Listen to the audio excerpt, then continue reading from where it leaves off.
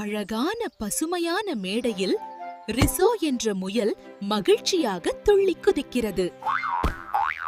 குழந்தைகளே வாங்க, நான் ஒரு முயலும் ஒரு ஆமையும் உருவாக்கி ஓர் ஓட்ட போட்டி நடத்த போகிறேன்.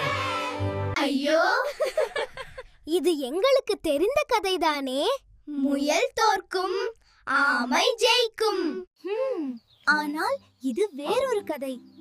அங்க இருக்கிற கொடிதான் முடிவு புள்ளி. இருவரும் ஒரே நேரத்தில் அங்க சேர வேண்டும். On your marks, get set. Hooray! Go, go, go! நாங்க ஜெயிச்சிட்டோம்.